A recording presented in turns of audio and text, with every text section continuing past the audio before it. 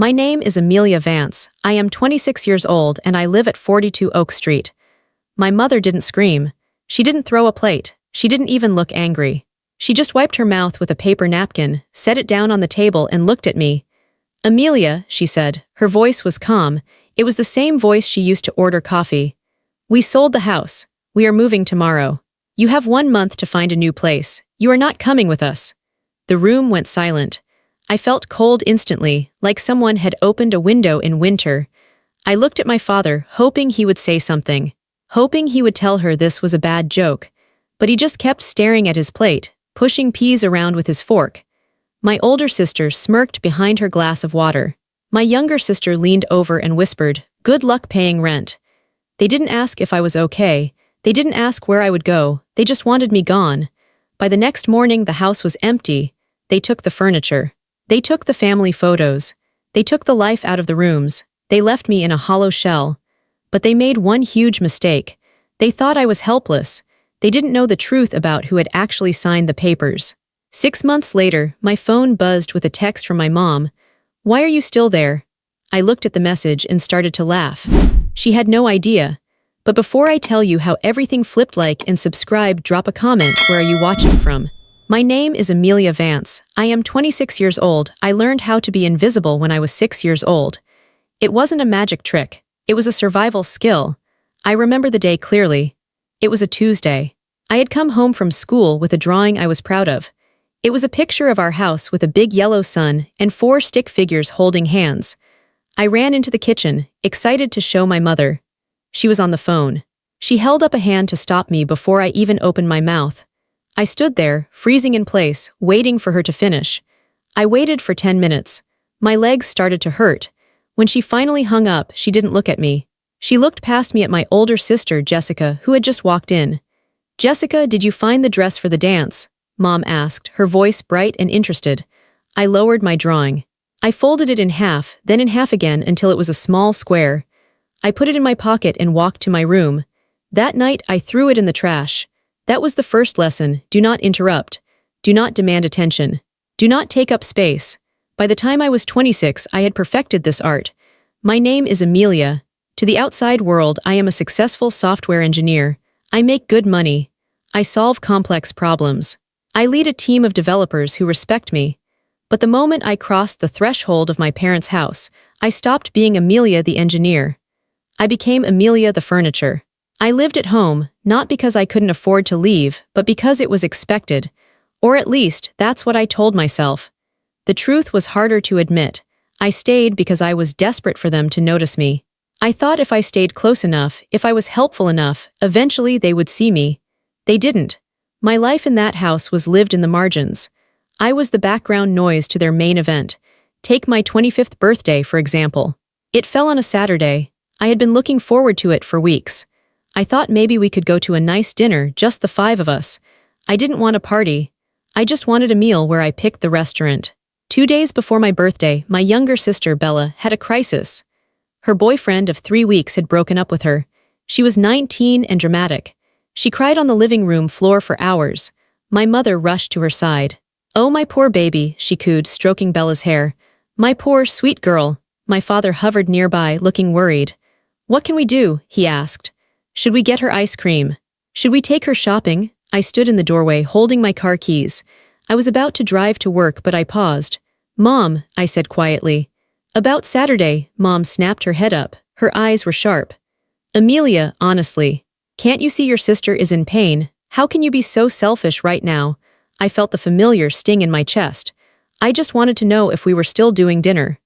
"We can't go out to dinner," Mom said, turning back to Bella. "Bella is too upset to be in public. We'll order pizza. And don't expect a cake. I don't have time to bake." On my 25th birthday, we ate lukewarm pizza in the living room while watching Bella's favorite romantic comedy. No one said happy birthday. No one gave me a card. I spent the evening refilling Bella's water glass and cleaning up the pizza boxes. That was my role. I was the utility player. If the internet went down, they yelled for Amelia. If the dishwasher broke, they yelled for Amelia. If they needed money for a short-term loan that never got paid back, they came to Amelia. But when it came to the good things, the vacations, the celebrations, I was a ghost. Last summer, they planned a trip to Hawaii. I heard them talking about it at breakfast. Mom was looking at hotels on her iPad. Dad was talking about golf courses. Jessica was looking at bikinis online. That sounds fun, I said, trying to keep my voice casual. When are we going? The table went silent. Jessica smirked into her coffee cup. Oh, Amelia, Mom said, not looking up from her screen. We didn't think you'd want to come. It's very expensive, and we know you're saving your money. I have money, I said. I can pay for myself. It's already booked, Dad said quickly. He always spoke quickly when he was lying or uncomfortable. We only got 2 rooms, there's no space. Right, I said, no space. They went to Hawaii for 10 days. I stayed home and watered the plants. I took care of the dog. I brought in the mail. I watched their photos pop up on social media, smiling faces, flower necklaces, sunsets. In every caption, Mom wrote, "Family time is the best time." I wasn't in the photos. I wasn't in the captions. I wasn't in their minds. It wasn't just the big things. It was the daily erosion of my self-worth. It was the way they talked over me at dinner. If I started to tell a story about my day, Jessica would interrupt with a story about her gym class, and everyone would pivot to her. If I expressed an opinion on a movie, Bella would roll her eyes and say, "You have such boring taste, Amelia." And Mom would just nod. "Bella has a point, Amelia. You are a bit dry, boring, quiet, steady." That's how they saw me. I was the reliable old sedan parked in the driveway, while my sisters were the flashy sports cars. You don't take pictures of the sedan. You don't brag about the sedan. You just expect it to start when you turn the key. And when you're done with it, you park it and forget it exists. But they didn't know the truth. They didn't know that boring Amelia was a senior engineer at a major tech firm. They didn't know I had invested in stocks since I was 18. They didn't know I had built a side business designing apps that brought in more money than my father made in a year. I never told them. Why would I? They never asked. To them, I was just Amelia who fixed the Wi-Fi. Amelia who didn't date enough. Amelia who wore simple clothes and didn't wear enough makeup. I kept my success secret. It was the only thing that was truly mine. In a house where I had no privacy and no voice, my bank account was my rebellion. It was my secret armor. I used to dream that one day I would reveal it. I imagined a moment where I would buy them all expensive gifts and they would finally look at me with respect. They would say, "Wow, Amelia, we underestimated you. We're sorry." But as the years went on, that dream faded. I realized they didn't care about what I did. They only cared about what I could do for them, so I stayed quiet. I went to work, I came home, I ate dinner in silence, I washed the dishes. I went to my room. I was the daughter who never took up space. Until the day they decided I didn't deserve any space at all. To understand why I didn't fight back sooner, you have to understand the hierarchy of our house. It was a kingdom, and everyone had a rank. At the top sat my mother, Ellen. Mom was the queen. She wasn't a loud tyrant, she was a cold one. She ruled with silence and disappointment. Her love was a currency, and the exchange rate changed every day. If you looked good, if you agreed with her, if you made her look like a good mother in front of her friends, you earned a sliver of affection. But if you embarrassed her, if you disagreed, you were frozen out. Mom cared about appearances more than anything. She wanted the perfect house, the perfect lawn, and the perfect daughters. Jessica and Bella fit the mold. They were loud, blonde, and social. They knew how to play the game. I was dark-haired, quiet, and introverted. I was a glitch in her perfect image. Mom didn't yell at me, she just edited me. "Are you wearing that?" she would ask, looking at my sweater. "It makes you look so washed out." "Why can't you be more like Jessica?" she would sigh. "She has so many friends." She chipped away at me day after day. She made me feel like my very existence was a burden she was graciously tolerating. Next in the hierarchy was my father, Robert. Dad was the jester who had lost his laugh. He was a weak man. I say that with sadness, not hate. He worked in insurance and hated it. He came home, sat in his recliner, and watched TV until he fell asleep. He saw everything. He saw Mom ignore me. He saw my sisters mock me. Sometimes I would catch him looking at me with a sad, apologetic expression. But he never spoke up. "Robert, tell Amelia she can't wear those shoes," Mom would say. "Amelia, listen to your mother," he would mumble, not looking away from the TV. He chose peace over protection. He sacrificed me to keep Mom happy. In some ways, his betrayal hurt more. Mom was mean, but Dad was indifferent. He was supposed to be my protector, but he was just another piece of furniture, terrified of being rearranged. Then there were the princesses, Jessica and Bella. Jessica was 28. She was the oldest and the meanest. She worked as a receptionist at a salon, but if you asked her, she was a social media influencer. She spent her entire paycheck on clothes and makeup, then borrowed money from mom and dad for her car payment. Jessica hated me because I was smart. She sensed that I had something she didn't, intelligence and focus, and she tried to crush it. "Look at the nerd," she would say when I came home with books. "Going to study. Don't you have a life?" She loved to humiliate me. If we had guests, she would tell embarrassing stories about me from when I was a child. She would bring up the time I tripped on stage in 3rd grade, or the time I got rejected by a boy in high school. She fed on my shame. Bella was 22, the baby. She wasn't mean like Jessica, she was just purely selfish. She lived in a world where she was the main character and everyone else was an extra. Bella was the sensitive one. If the toast was burnt, she cried. If it rained on a day she wanted to go to the beach, she threw a tantrum. Mom and Dad catered to her every whim. "Bella is fragile," Mom would say. "We have to be gentle with her." So Bella got the new car because hers made a funny noise. Bella got the bigger bedroom because she needed space for her art. Bella got the credit card because she forgot hers. And then, at the bottom of the hierarchy was me. Amelia, I was the servant, the fixer, the scapegoat. My role was to absorb the negativity in the house so the others didn't have to. When Jessica got a speeding ticket, it was somehow my fault for not waking her up earlier so she wouldn't have to rush. When Bella failed a college class, it was my fault for not helping her study, even though I was working 60 hours a week. When Mom was in a bad mood, I was the target. I remember one specific Tuesday evening, about 3 months before the betrayal dinner. I had come home late from work, exhausted. I walked into the kitchen to find a disaster. Dishes were piled high in the sink. Tomato sauce was splattered on the stove. Pizza boxes were open on the counter. Mom, Dad, Jessica, and Bella were in the living room, laughing at a movie. I walked in. "Did anyone save me dinner?" I asked. Mom didn't turn around. "We ordered pizza, there might be a crust left." I looked in the box. It was empty, just grease stains. "And Amelia," Mom added, "clean up the kitchen before you go to bed. I made sauce earlier and I'm too tired to clean it." "I just got home," I said, my voice shaking slightly. "I've been working since 7 this morning." Jessica laughed. "Oh, poor Amelia. Tapping on a keyboard is so hard." "I'm on my feet all day," Jessica said. She sat at a desk. "You have it easy." "Just do it, Amelia," Dad said from his chair. "Don't start an argument. We're trying to relax." I stood there for a moment. I looked at their backs. They were a unit, a closed circle. I was on the outside, looking in. I went to the kitchen. I scraped the dried sauce off the stove. I loaded the dishwasher. I wiped the counters. I ate a piece of plain toast over the sink. I washed their plates. I washed the forks they used to feed themselves while I starved. As I scrubbed a stubborn stain on a pot, I realized something.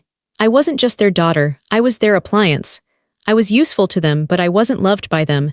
And you don't keep an appliance when you move houses. You sell it. You leave it behind, you upgrade. I just didn't realize how soon my expiration date was coming. The air in the house was strange that day. It felt heavy, like the atmosphere before a thunderstorm. I had come home early, around 5 p.m. Usually the house was chaotic, but today it was quiet. Too quiet. I found my mother in the kitchen. She wasn't cooking. She was standing by the window, looking out at the backyard. The kitchen was spotless. The counters were cleared of the usual clutter. No mail, no keys, no random cups. "Hi, Mom," I said, putting my bag down. She turned slowly. She looked me up and down, her eyes cold and assessing. "Dinner is at 6 sharp, don't be late, wash your hands." "Is everything okay?" I asked. "Just be at the table," she said and walked out of the room. My stomach twisted. A family meeting. We never had family meetings unless something was wrong. Had someone died? Was Dad sick? I went upstairs to my room. I changed out of my work clothes into a comfortable sweater and jeans. I sat on my bed for a moment, looking around. My room was the smallest in the house. It barely fit my bed and a small desk. The walls were painted a pale gray I had chosen myself. It was my sanctuary. I heard the front door open. Dad was home, then the giggling of my sisters. They were all here. At 6 p.m., I went downstairs. The dining room table was set. Not with the everyday plates, but with the good china. There was a roast chicken in the center, steaming vegetables, and a salad. It looked like a Thanksgiving dinner in the middle of April. Everyone took their seats. Mom at the head of the table. Dad opposite her. Jessica and Bella on one side, me alone on the other. Mom poured wine for herself and Dad. She didn't offer me any. Eat, Mom said. We ate in silence. The only sound was the clinking of silverware on porcelain. The roast chicken tasted like dust in my mouth. I couldn't swallow. I watched my family. Dad was sweating. He kept wiping his forehead with his napkin. He refused to look at me. He stared intently at his carrots. Jessica was smirking. She kept shooting glances at Bella. Bella looked bored, picking at her food, checking her phone under the table. Mom ate with precision.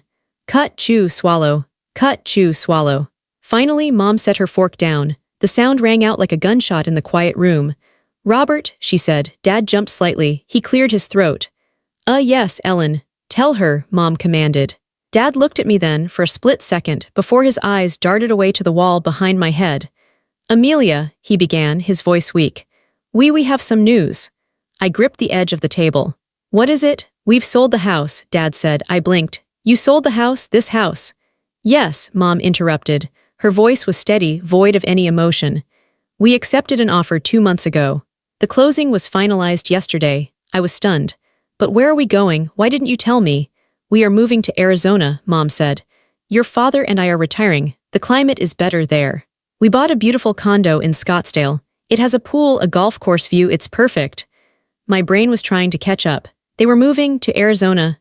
Okay, I said slowly. That's big news. When do we move? Mom picked up her wine glass and took a sip. She looked at me over the rim.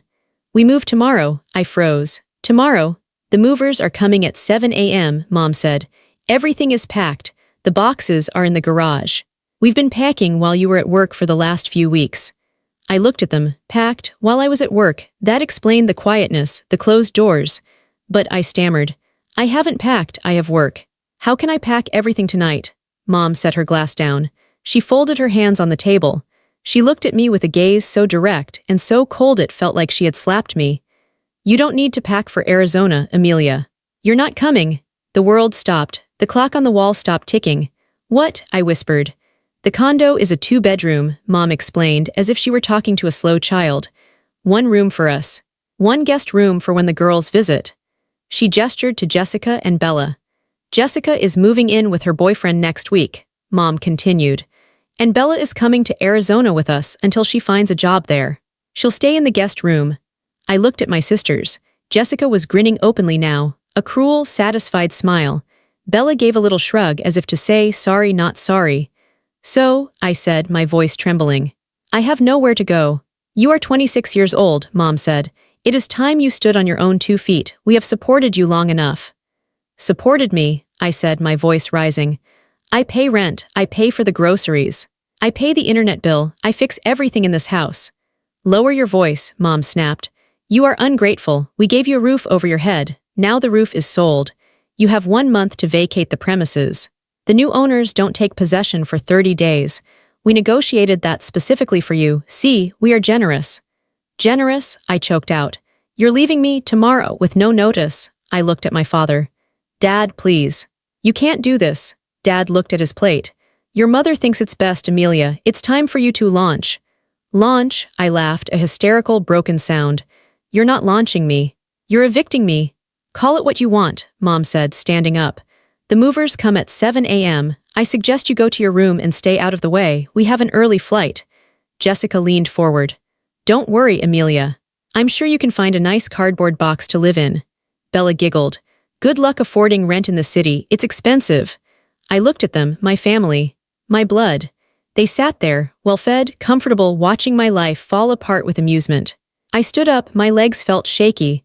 I looked at my mother one last time. You're really doing this? I asked. It's done, she said. Now clear the table. I don't want dirty dishes left for the movers. I looked at the plates. I looked at her.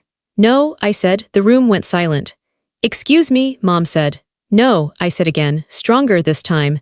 I'm not clearing the table. I'm not washing your dishes. If I'm not part of this family, I'm not your servant anymore.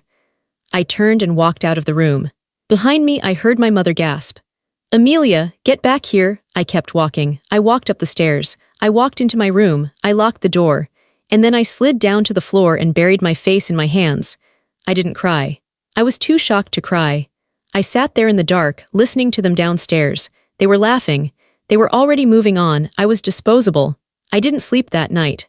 I lay in bed, staring at the ceiling, listening to the sounds of the house. I heard them moving around downstairs until late. I heard suitcases being zipped. I heard the thud of heavy items being moved to the garage. At 6:30 a.m., the trucks arrived. I heard the heavy rumble of the engine in the driveway. The beep beep beep as it backed up. I got up and went to the window. It was a massive moving truck. 2 men in blue uniforms jumped out. Mom was already outside, pointing, directing, commanding. She looked energized, happy. I put on jeans and a t-shirt. I opened my door. The hallway was already different. The pictures were gone from the walls. The small table with the vase was gone. It looked like a hotel that was shutting down. I walked downstairs. The chaos was organized. Dad was carrying boxes. Jessica and Bella were sitting on the front porch, drinking coffee, watching the movers work. When I walked into the living room, Mom stopped me. "Good, you're up," she said. She handed me a set of keys. "These are the spare keys. Leave them on the counter when you leave in a month. Do not lose them." She didn't ask how I slept. She didn't ask if I was okay. "Amelia," Dad said. He was holding a box marked Master Bedroom Linens. He looked tired. "Amelia, Robert, put that in the truck," Mom barked. Dad closed his mouth. He looked at me with sad, watery eyes, then turned and walked out the door. I stood in the corner of the living room and watched them dismantle my life. They took the sofa where we used to watch movies, mostly movies I didn't want to watch, but still. They took the dining table where they had just betrayed me. They took the TV, the rugs, the lamps. They stripped the house to its bones. By 11 a.m., the house was an echo chamber. Dust motes danced in the beams of sunlight that hit the bare floorboards. The walls had pale squares where pictures used to hang. Mom stood by the front door. She had her purse over her shoulder. Dad was already in the car, waiting. Jessica and Bella were in their own cars. Mom looked at me. She didn't hug me. She didn't touch me. "The utilities are paid until the end of the month," she said. "After that, they cut off. Make sure the trash is taken out on Tuesdays." "That's it?" I asked. "That's your goodbye. Don't be dramatic, Amelia," she said. "We'll text you when we settle in. Try not to make a mess of the place before you leave." She turned around. She walked out the door. She didn't look back. I watched through the window. Mom got into the passenger seat of Dad's car. She checked her makeup in the mirror. Dad started the engine. They pulled out of the driveway. Jessica followed. Bella followed. They drove away in a caravan of indifference. I stood in the center of the empty living room. The silence was deafening. It pressed against my ears. I was alone, truly, completely alone. I sank down onto the floor. I pulled my knees to my chest. This was the moment I should have broken. I should have sobbed. I should have panicked. I had 1 month to find an apartment. I had no furniture. I had just been orphaned by parents who were still alive. I closed my eyes and let the reality wash over me. They didn't forget me. They discarded me. They planned this for months. While I was fixing their Wi-Fi, they were signing papers. While I was cleaning their dishes, they were packing boxes. While I was trying to be a good daughter, they were erasing me. The pain was a physical weight in my chest. It felt like a stone. But as I sat there, breathing in the smell of dust and floor wax, the stone began to change. It stopped feeling like grief. It started to feel like something else. It felt cold. It felt hard. It felt like a foundation. They thought they had broken me. They thought I was the weak one, the furniture. I opened my eyes. I looked around the empty room. They had taken the furniture. They had taken the decorations. They had taken their noise and their demands and their cruelty, but they had left the house. And they had made a mistake, a massive, arrogant mistake. I reached into my pocket and pulled out my phone. I unlocked it and opened my banking app. I looked at the balance. Then I opened my email. I scrolled down to a folder marked Project Home. I opened the email from the real estate attorney I had hired 2 months ago. The subject line read, "Confirmation of closing." I read the text again just to feel the power of it. "Dear Miss Amelia Vance, congratulations. The deed has been recorded. You are the official owner of the property at 42 Oak Street. The sellers have agreed to the 30-day leaseback period, after which full possession reverts to you." I stood up. My legs weren't shaking anymore. They hadn't just sold the house. They had sold it to an LLC called AV Tech Holdings. They thought they were selling to some faceless investor who would tear it down or rent it out. They didn't know AV stood for Amelia Vance. They sold their home to the daughter they pushed away, and they didn't even know it. I walked to the front door and locked it. The sound of the deadbolt sliding into place was the most satisfying sound I had ever heard. I wasn't homeless. I wasn't helpless. I was the landlord. And in 6 months, when they realized what they had done, they were going to wish they had treated the furniture with a little more respect. I walked into the kitchen. It was empty, but it was mine. I walked into the living room. It was bare, but it was mine. I took a deep breath. For the first time in 26 years, the air in this house didn't smell like fear. It smelled like freedom. I didn't need to pack. I didn't need to leave. I had work to do. I had a house to renovate. And I had a life to build. 1 month, that's what they gave me. I looked at the empty spot where the dining table used to be. 1 month, I said aloud. My voice didn't tremble. Game on. You might be wondering how the furniture of the family, the daughter who was ignored, silenced, and treated like a servant, managed to buy a house right under her parents' noses. It wasn't magic. It was anger, and it was preparation. The story of how I bought the house actually began 2 months before the betrayal dinner. It began on a Tuesday afternoon, a day that felt just like any other. I was at work. As I mentioned, my family thought I was a low-level IT support worker. They thought I spent my days resetting passwords and crawling under desks to plug in cables. That's what they told their friends. Amelia works with computers, my mother would say with a dismissive wave of her hand. It pays the bills, I suppose. The truth was very different. I was a senior back-end engineer for a major fintech company. I had been promoted 3 times in 4 years. I also had equity. And because I had no social life, since my family demanded all my free time, I had a side hustle. I built specialized plugins for e-commerce sites. They were small, unglamorous pieces of code, but they were used by thousands of stores. Every month, royalty checks deposited quietly into an account my parents didn't know existed. I had money. I had savings. I had excellent credit. I just didn't have a voice. That Tuesday, I was sitting at my desk, eating a sandwich, scrolling through my phone. An alert popped up from a real estate app I had downloaded years ago, mostly to daydream about moving out. New listing in your area, 42 Oak Street. My heart stopped. 42 Oak Street, that was my address. I stared at the screen. I thought it was a glitch. I refreshed the page. The listing loaded. There was a picture of the front of our house, taken from the street. The grass was freshly cut. The flower beds were weeded. I knew they were weeded because I had done it myself that Saturday. Charming 4-bedroom colonial in a sought-after neighborhood. Motivated sellers, retiring to Arizona. Retiring to Arizona, I felt a rush of blood to my head. My hands started to shake. I clicked on the photos. There was the living room, the dining room, the kitchen, my parents' bedroom, Jessica's room with her posters on the wall, Bella's room with her fairy lights. And then photo number 18. It was my room. But it wasn't my room. In the photo, my bed was there, but my quilt was gone. It had been replaced by a generic white comforter. My books were gone from the nightstand. The painting I had made, the one thing of mine on the wall, was taken down. They had staged my room to look like a guest room. They had erased me. I sat there in my office chair, surrounded by the hum of servers and the chatter of my colleagues, and I felt a cold rage take over my body. They were selling the house. They hadn't told me, and judging by the photos, they had planned this for weeks. They had waited until I was out of the house to let the photographer in. They had literally stripped my identity from the room to make it more appealing to a buyer. I was a ghost in my own home. I closed the browser tab. I put my phone down. I took a deep breath. For 26 years, I had reacted to them. I had cried. I had begged for attention. I had tried to be good. I had tried to be useful. This time, I wasn't going to react. I was going to act. I picked up my phone again. I didn't call my mother. I didn't call my father. I searched for real estate attorney. I found a man named Mr. Henderson. He had 5 stars and a kind face. I called his office. I need to make an offer on a house, I told the receptionist. But it needs to be anonymous. The sellers cannot know who I am. I met Mr. Henderson the next day during my lunch break.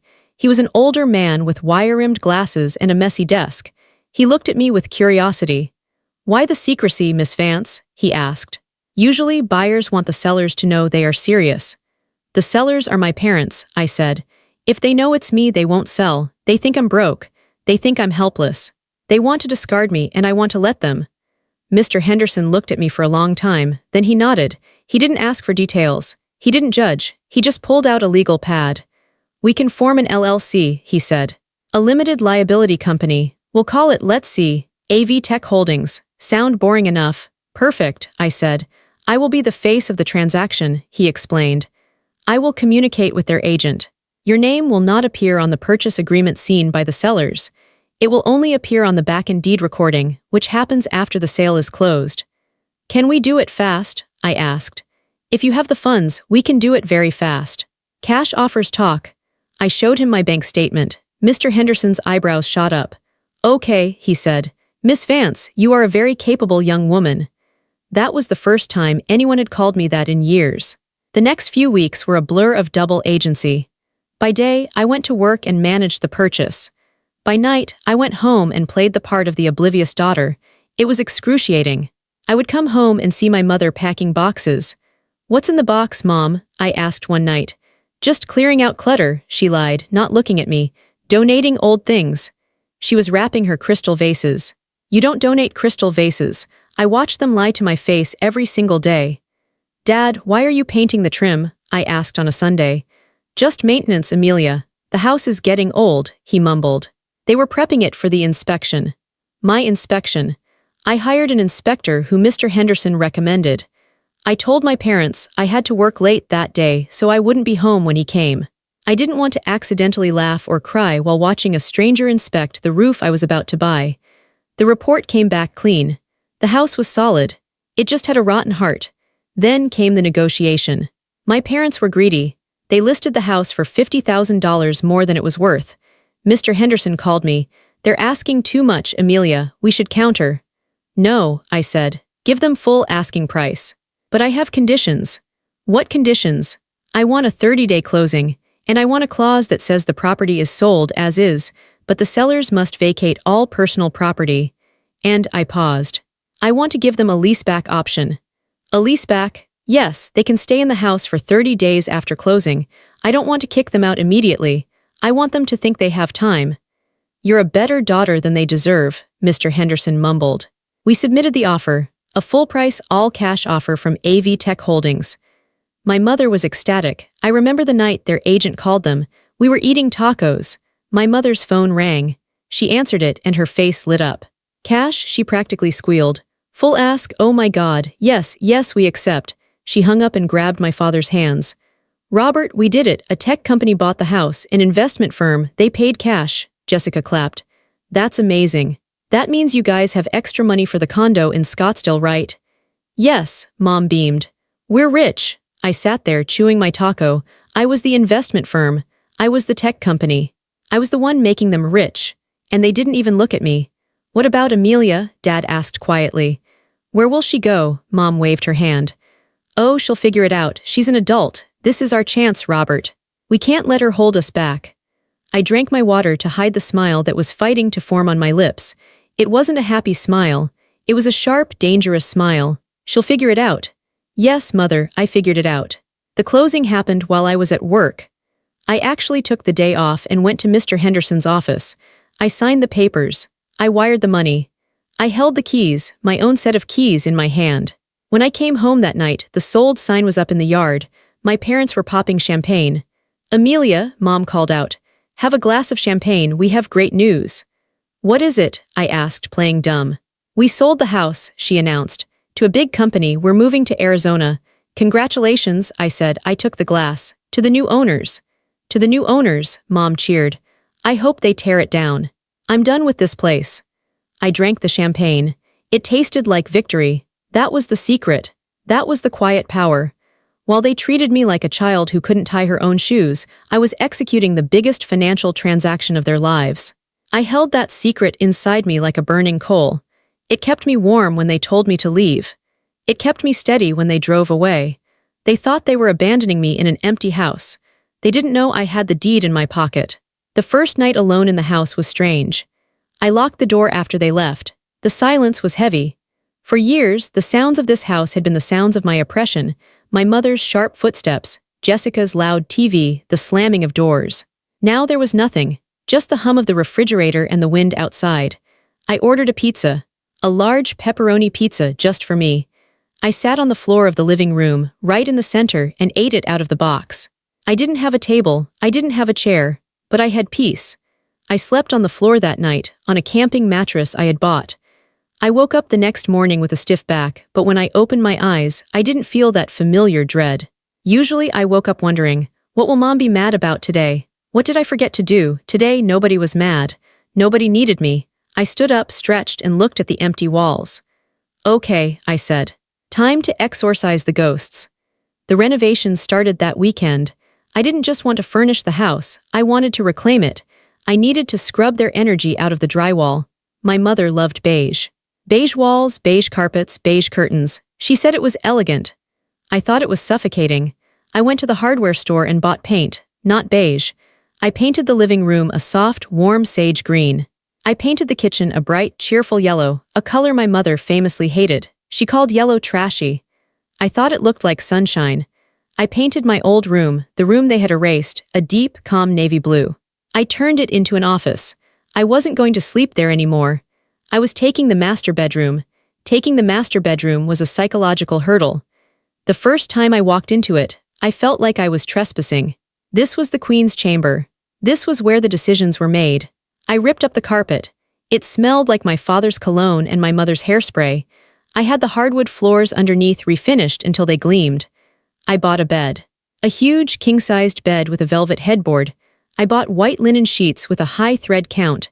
I bought pillows that felt like clouds. I bought a sofa for the living room, not leather. I bought a soft, gray sectional that you could sink into. I bought colorful rugs. I bought plants, dozens of plants. Monstera, fiddle leaf figs, pothos. I filled the house with life. I spent money I had been saving for years. And every dollar I spent felt like I was buying back a piece of my soul. My work life changed, too. Without the constant drain of my family's drama, I had energy. I wasn't rushing home to cook dinner for ungrateful people. I wasn't spending my weekends running errands for Bella. I stayed late at the office because I wanted to. I took on a new project leading a team of junior developers. One day, my boss, Sarah, called me into her office. Amelia, she said, you're different lately. I tensed up. Different bad? No, she smiled. Different good, you're lighter, you speak up more in meetings, you seem confident. Whatever you're doing, keep doing it. I smiled. I just got rid of some dead weight at home, I said. Well, it suits you, she said. We're giving you a raise and a bonus. I walked out of her office feeling 10 feet tall.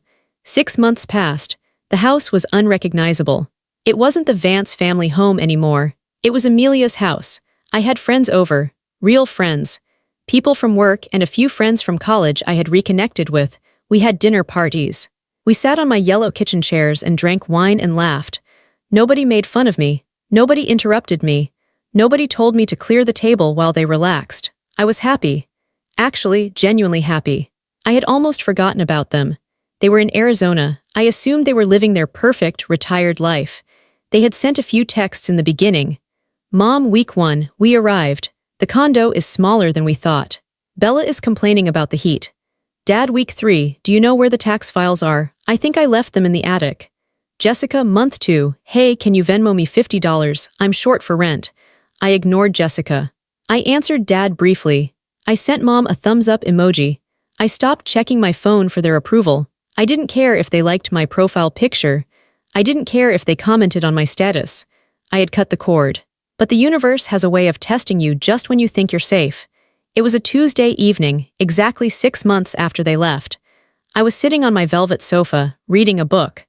The windows were open, letting in a cool breeze. My cat, I had adopted a cat named Luna, was purring on my lap. My phone buzzed on the coffee table. I picked it up. It was a text from Mom. Mom, why are you still there? I stared at the screen. My stomach gave a little lurch, a phantom reflex of the old fear. Why are you still there? How did she know? I realized then. Mrs. Gable, the neighbor across the street. Mrs. Gable was a notorious gossip. She and my mother used to talk for hours. Mrs. Gable must have seen my car in the driveway. She must have seen the lights on. My mother thought I was squatting. She thought the tech company that bought the house hadn't moved in yet, or was letting the house sit empty, and that I, desperate, pathetic Amelia, had broken back in to live there illegally. I looked at the text again. Why are you still there? A second text came through. Mom, Mrs. Gable says she sees your car. Did you break in? The new owners will call the police. You are going to embarrass us. Get out immediately. She wasn't worried about me getting arrested. She was worried about embarrassment. She was worried that her daughter, the squatter, would ruin her reputation in the old neighborhood. I felt a bubble of laughter rise in my chest. It started low and rumbled up until I was laughing out loud in my empty, beautiful living room. She had no idea. I typed a response. My fingers flew across the screen. I'm not breaking in, Mom, I'm just taking care of the place. I hit send. Mom, you are unbelievable. I am calling your father. We are going to have to come back there and sort this out. I cannot believe you would be so irresponsible. Come back, to Arizona? That's a long trip. Mom, we were planning to come back next week anyway to visit Jessica. We are coming to the house. If you are there, you better have a good explanation. She thought she was threatening me. She thought she was going to swoop in, scold her wayward child, and save the day. She didn't know she was walking into a trap.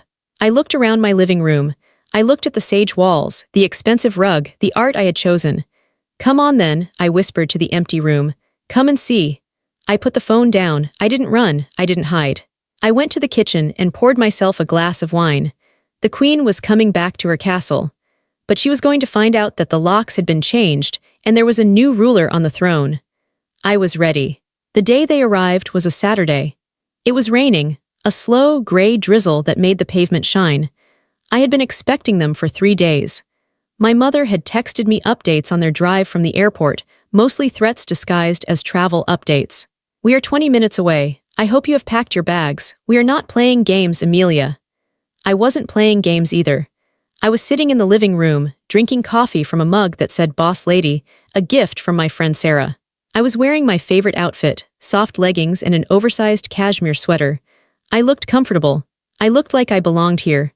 At 2:15 p.m., a car pulled into the driveway. It was a rental car, a silver sedan. I watched through the front window as the doors opened. My mother stepped out first. She looked exactly the same, yet somehow different. Her hair was a little shorter, her tan was a little deeper, the Arizona sun, but her expression was the same pinched, unhappy look she always wore when she had to deal with me. My father got out next. He looked older. He was hunched over, struggling with an umbrella. Then the back doors opened. Jessica and Bella, they must have flown in to meet them. The whole squad was here. They walked up the walkway. Mom marched in front, the general leading her troops. She didn't knock. She didn't ring the doorbell. She just reached into her purse, pulled out a key, and shoved it into the lock. I sat on the sofa and listened. Scritch, scratch, jiggle. The key didn't turn. I had changed the locks the day they left. What on earth? I heard Mom mutter. She tried again. She rattled the handle. It's stuck. Robert, come help me. The lock is jammed. Dad fumbled with the door. It's not turning, Ellen. Maybe it's the wrong key. It's the only key, she snapped. She must have changed it. That ungrateful little, she started pounding on the door. Amelia, open this door right now. I know you're in there. Mrs. Gables saw your car. I took a sip of my coffee. I set the mug down on the coaster. I stood up, smoothed my sweater, and walked to the door. I unlocked the deadbolt. Click. I opened the door. My mother almost fell forward, her fist raised to knock again. She caught herself and glared at me. Finally, she huffed. Why did you change the locks? Do you know how illegal that is? You are squatting in a house that belongs to, she stopped. She had looked past my shoulder. She was expecting to see the empty, dusty shell she had left behind. She was expecting to see her failure daughter sleeping on a mattress on the floor surrounded by trash. Instead, she saw the sage green walls. She saw the expensive gray sectional sofa. She saw the abstract art on the walls. She saw the fiddle leaf fig tree in the corner, reaching toward the ceiling. She saw the warm glow of the new lamps. Her mouth fell open. What? She whispered. She pushed past me. She walked into the living room, her wet shoes squeaking on the refinished hardwood floors. What is this? She asked, spinning around. Where did this furniture come from? Dad walked in behind her, shaking his umbrella. He looked around, blinking rapidly. Wow, he said. It looks nice. Jessica and Bella crowded into the hallway. Whoa, Bella said. Did you rob a furniture store? Jessica narrowed her eyes. Did the new owners move in? Are you working for them? Is that why you're here? Are you the maid? That stung, but I didn't show it. Hello, Mom. Hello, Dad, I said calmly. Please take off your shoes. I just had the floors done. Mom ignored me. She was touching the fabric of the sofa. She looked at the label on a throw pillow. This is expensive, she muttered. She turned to me, her eyes wide with panic. Amelia, what have you done? Did you break in and decorate? The owners are going to sue us. They are going to think we did this. We sold this house empty. You need to get this stuff out, Dad said nervously. If the company sees this, Amelia, you're going to get us in trouble. The company knows, I said. They know, Mom asked. You talked to them, what did you tell them? I didn't tell them anything, I said. Because I don't talk to myself. The room went silent. The only sound was the rain hitting the window. What? Jessica said. She laughed, a sharp, nervous sound. What does that mean? You don't talk to yourself. You're weird, Amelia. I walked over to the side table. I picked up a manila folder I had prepared. Sit down, I said. I will not sit down on stolen furniture, Mom snapped. It's not stolen, I said. And it's not the company's furniture, it's mine. This house is mine. I held out the folder. Mom snatched it from my hand. She opened it. Her eyes scanned the first page. It was a copy of the deed. Property address, 42 Oak Street. Owner. AV Tech Holdings, LLC. AV Tech Holdings, Mom read aloud. See, it's a company, you're lying. Look at the second page, I said. The articles of organization for the LLC. Mom flipped the page.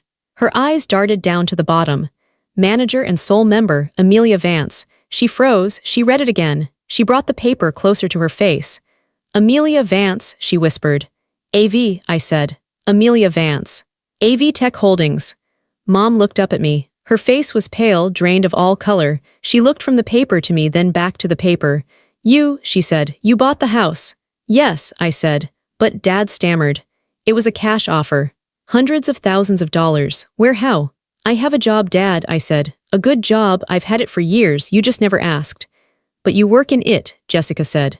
You fix printers. I'm a senior software engineer, I corrected her. I build the systems that banks use to process payments. I make 3 times what Dad makes. I saw the shock hit them like a physical wave. Jessica's jaw dropped. Bella looked confused, like she was trying to do math in her head. Dad looked ashamed. But Mom looked angry. She threw the folder onto the coffee table. You tricked us, she screamed. I didn't trick you, I said. I made an offer, you accepted it. You hid behind a company, she yelled. You let us think we were selling to strangers. You let us move to Arizona. You wanted to move to Arizona, I reminded her. You told me to leave. You gave me 1 month, remember, you're not coming with us. That's what you said. But if we had known you had this kind of money, Mom trailed off. Her eyes narrowed. If we had known, we wouldn't have sold it to you. Why? I asked. Because you would have wanted me to give you the money instead. Because you would have expected me to pay for your retirement and still live in the small bedroom. She didn't answer. The silence was the answer. We sold it for $50,000 over market value, Dad whispered. You paid extra. I paid what I had to, I said. To keep my home. To keep the only safe place I've ever known, and to make it actually safe. You have money, Jessica said slowly. She looked around the room with a new expression. It wasn't mocking anymore. It was greedy. You're rich. I'm comfortable, I said. And you let us struggle, Mom said. She crossed her arms. We are living in a condo the size of a shoebox. The air conditioning broke last week. We are sweating to death in Arizona, and you are sitting here in luxury. You chose Arizona, I said. You chose to sell. You chose to leave me behind. We're family, Mom shouted. You don't do this to family. That's funny, I said. I felt a cold, hard calmness settle over me. Because that's exactly what you did to me. The air in the room was thick. The realization was sinking in. Their furniture daughter, the one they ignored, the one they mocked, held all the cards. Mom changed tactics instantly. The anger melted away, replaced by a look of wounded martyrdom. She sat down on the sofa she had refused to touch a moment ago. She sighed, a long, shaky sound. Amelia, she said, her voice softening into that manipulative tone I knew so well.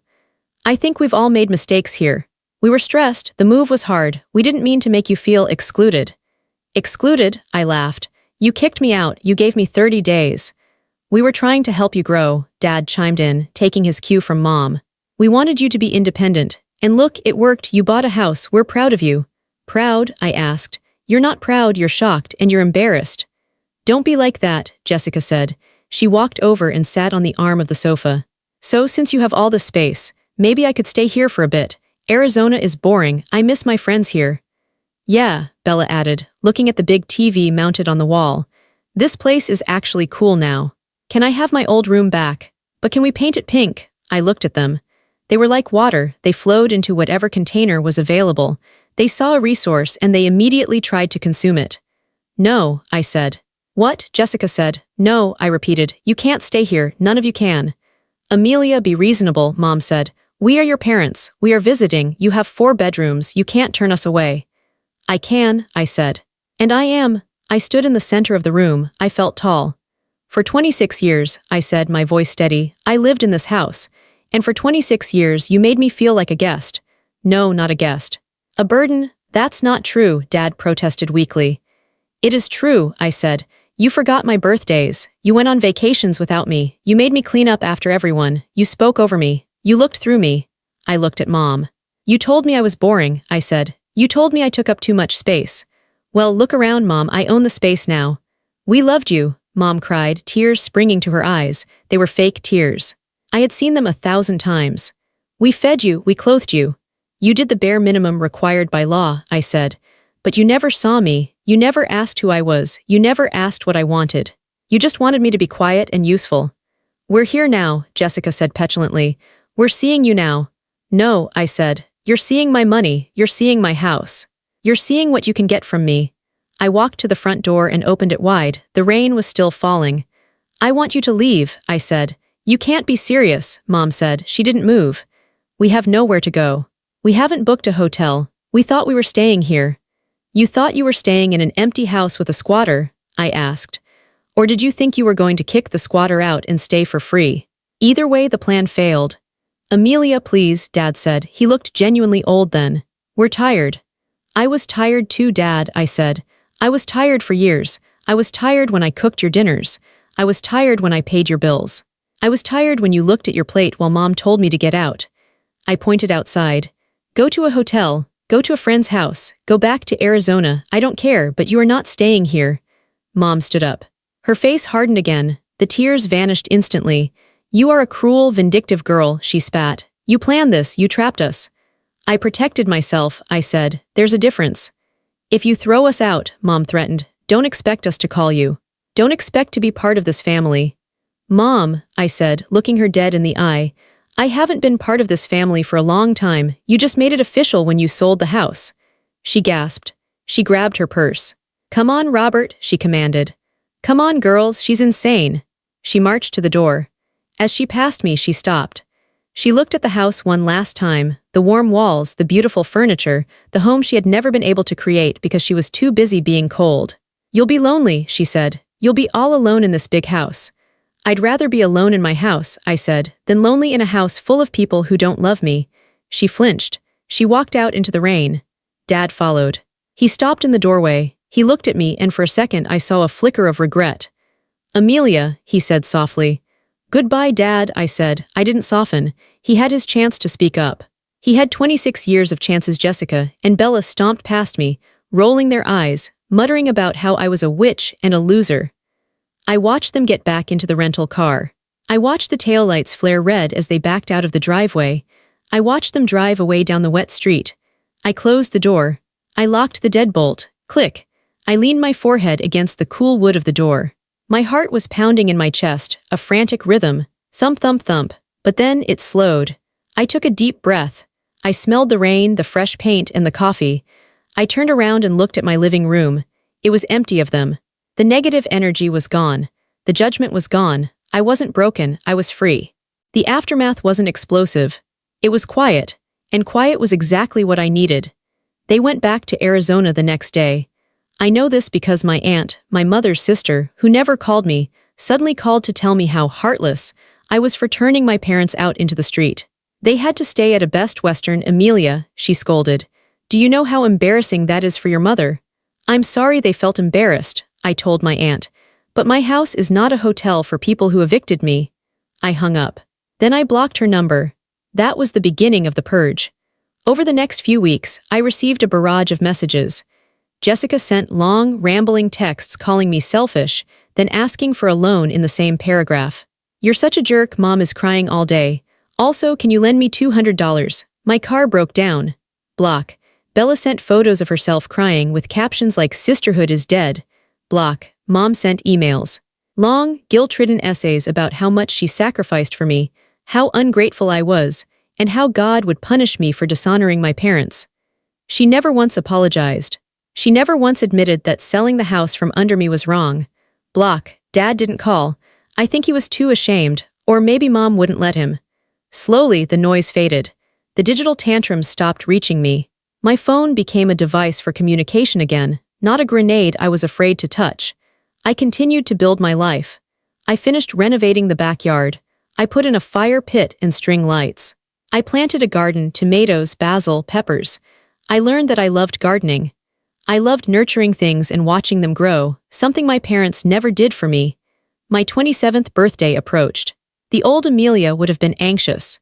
I would have been wondering if anyone would remember. I would have been bracing myself for a lukewarm pizza and a night of serving my sisters.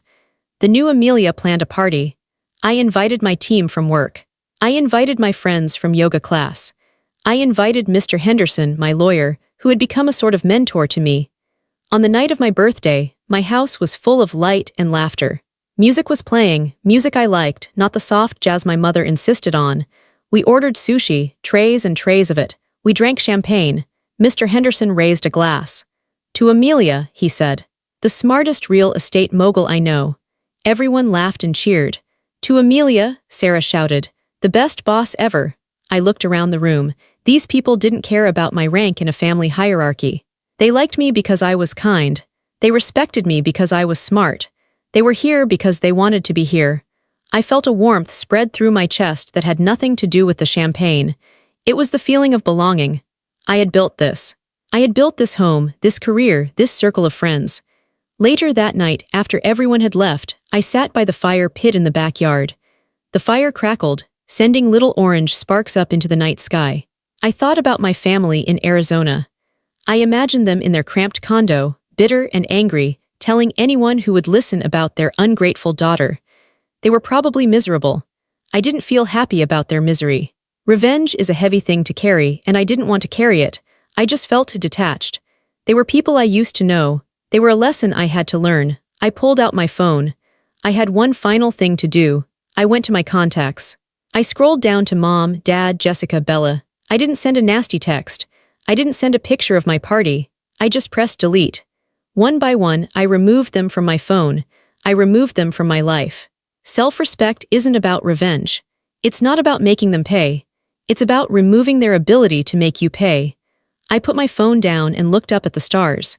They looked brighter from my backyard than they ever had before. My name is Amelia. I am 27 years old. I am a homeowner. I am an engineer. And for the first time in my life, I am exactly where I am supposed to be. Tell me where you're listening from, and if you've ever been pushed out only to rise higher. Have you ever had to build your own family because the one you were born into didn't know how to love you? Share your story in the comments. You are not alone.